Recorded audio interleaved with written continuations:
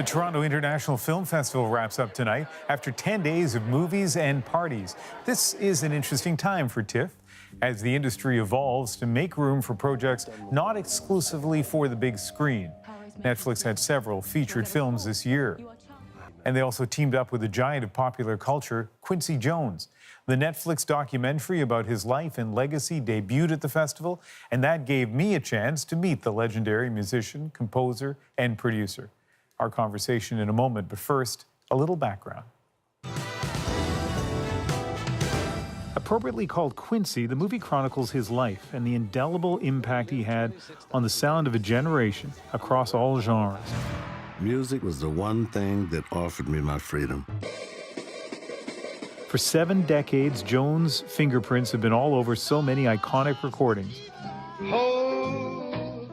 From Frank Sinatra to Michael Jackson. And he's credited with making TV stars out of Oprah Winfrey and Will Smith. His influence remains too, inspiring new artists like Lady Gaga Quincy's here. And Kendrick Lamar. Quincy Jones, boy. And who could forget it? We Are the World, one of the fastest selling singles of all time. All right. We talked about a lot of that when I sat down with him at TIFF, beginning with growing up so far away from the world of music.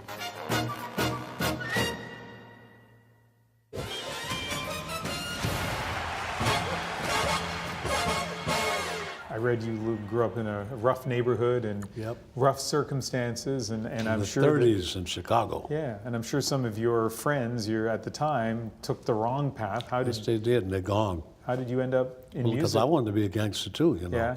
Because kids, you want to be what you see, you know. My father was an architect for the most notorious black gangsters in the history of America, the Jones Boys. And I wanted to be a gangster till I was 11, a serious gangster. Because I saw Tommy guns every day. Wow. Dead bodies, stogies, piles of money in back rooms, a Drexel wine and liquor, you know. Unbelievable, man. So when did it change, your It dreams? changed when I moved to Bremerton. And we were baby gangsters at 11 years old. And we wanted to take that place over. And we had to, you know, we believed in the experience enough to do it. We ran all the stores, steal everything in there. And we broke into the Armory, which was our recreation hall right next to an Army camp in our house. Then individually went to the separate rooms to break in the offices. And I broke in one with a piano, and I left it. And something said, "Idiot, go back in that room." And I went back in the room and went over to the piano and touched it, because I didn't realize human beings played that stuff. I heard it all my life. And it told me right then, this is what you do the rest of your life. No lessons before you touched that piano? No, but the next day I went back to Kuntz Junior High School and studied sousaphone, tuba, B-flat baritone, E-flat alto, French horn, trombone, to play in the marching band with the majorettes. I was going to say, because those are tough instruments for a kid to learn. I know, but man, I love brass, you know. That's why I like to write for bass and brass, you know. Yeah. Love it. So love it. I only got 10 minutes with you, so we got to cover some of the big names, right? So shut up. No, not at all. No, but I'm just going to make sure I get there. Frank Sinatra, did you still wear the ring that he gave you? Wow. The rest of my life. One of the greatest guys I've ever met in my life. I would like to have you meet a gentleman who's been doing these marvelous orchestrations for me, Mr. Quincy Jones. Right there. Q, Mr. Quincy Jones.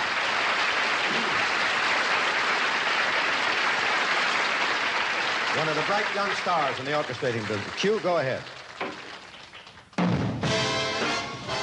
And I think some people watching might not know the connection between you and Sinatra. Tell us. Yeah, it was very, very powerful.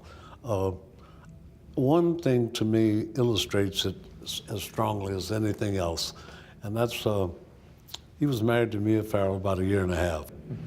And she went to London, and so did I. She'd just done Rosemary's Baby. I was going to do Italian Job for Michael Caine, the score. And my son was born there, and so Mia notified Frank that I had a son born in London in '68 or '69. And so when I get back to Los Angeles, all this mail from the Academy, on top of it, Sinatra Enterprises. And Sinatra's letter to me said, it wasn't to me, it was to my son, Q3. I called my son QD3, because I'm junior. My father was senior. And let me welcome you to this world with a college education. And he put a bond in there to pay for my son's entire college education. And he said, knowing it'll be a far better world than the one we messed up. He's got that on his wall now. That's a real friend. Okay. Because Frank was the most devoted, loving friend you could ask for. He had no gray.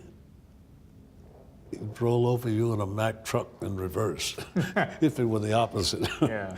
You know. But when he was a devoted, real he was friend, devoted. man. Real friend. Real friend. Always. So let's talk about Michael Jackson. I mean, you know, all of us have Thriller. Many of us have Off the No, it's an Wall. amazing experience, man, because Michael was a very, very special talent. I mean, really special in every way, in observation, influences, and dancing and singing and everything. He didn't miss a thing, you know. I remember on The Wiz, when I first met him, he knew everybody's lines, he knew their songs, he knew their dance steps, everything. So Thriller had 7 top 10 singles, right? It dominated the charts in a way that no album ever had before. 110 albums, million albums. When you were in the studio doing it, were there any moments where you thought to yourself, did you have any idea what impact that album was going to have? I don't think of it like that. I think about what touches me.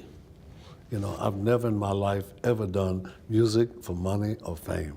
Never, and never will. Because God walks out of the room then. And it's not sacred anymore. And it is sacred, you know. Because to me, melody is God's voice. It's clothed by lyrics, but melody is God's voice. That's the power. But I always wonder, so when you did the playback for Billie Jean, or for any of the songs on there, was there a moment where you said to yourself, we've done something different, special No, here? but that was the whole plan in the beginning, man. You go through 800 songs to get 9, that's not casual, you know. And That's that's what you're you did. aiming for. My least favorite numbers are 2, 6, and 11. You've been talking about I got a top 6 record, and if you're number 2, you want to be number 1, Yeah. right? So We know a lot about Michael Jackson, and you were just talking about him. What on those albums, Thriller for example, is you? You know, you have his music, some of his writing, some of man, his but look, influence. we take his stuff and take it to another level. Don't stop till you get enough.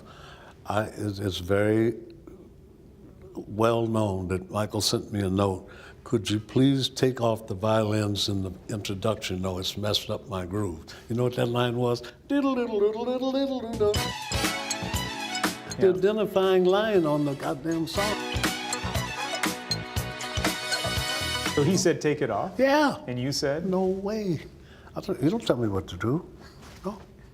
Who was right? Well, what ended up on the record? Yeah. That's one of the strongest parts of the introduction. Diddle diddle diddle diddle diddle diddle. With Ben Wright. Yeah. Ben Wright wrote that. This was a Motown arranger.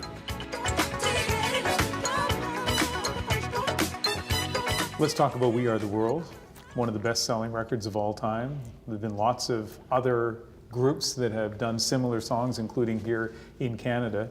First of all, that line, park your ego at the door, that you put up in a sign, who came up with that? I did, but it wasn't necessary.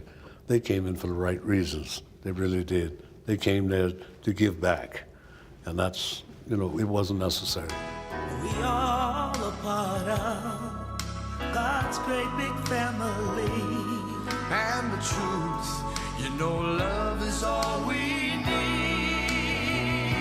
We are the world. We are the children. Was there a lot of politics trying to figure out who would do which vocals and how to balance and it? also placement, all Yeah. kind of stuff, yeah. Who And I took had care to, of that? Well, I had to take care of telling 46 people only 21 could sing solos. Yeah. That was not popular at all. I mean, they were freaking out, man. Who did you have to say no to? Well, I don't want to get into that. But you can imagine though.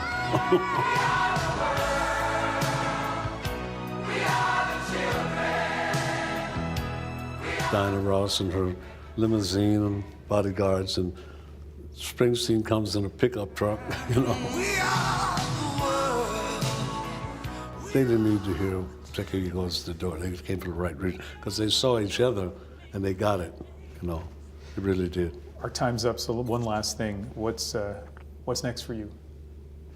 10 movies, 6 albums, 4 Broadway shows, No. two networks. We're in business with Donatella Versace with Q's Jazz Lounge and Juice Juke Joint in 25 hotels, $700 million hotels around the world. It's just unbelievable what's happening. I got a huge company in Dubai, in Abu Dhabi. So you're retired. Better Jafar. No, I'm not retired. I've never been so busy in my life, man. I'm 85, you know. You are an impressive man. Really nice meeting you. You too, brother. Thanks. You're a good movie star, man. Good God. Have you done movies? No. You should, man.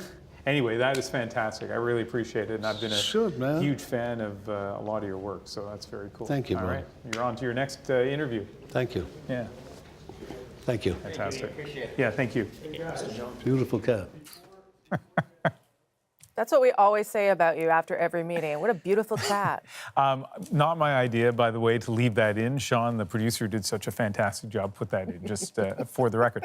I want to play a little bit of music that we heard right at the beginning of the interview. Let's just listen to this for a couple of seconds.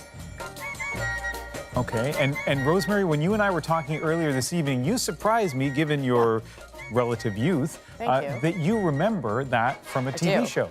From a game show, right? A I think, Definition, yeah. which was shot here in Toronto. It was also part of the Austin Powers movie. Why are we playing Right. it? It's because, I didn't know this until tonight, Soul Bossa Nova, written by Quincy Jones in the early 60s. I'll tell you, you look at this guy's resume, and it is astounding. He's behind everything.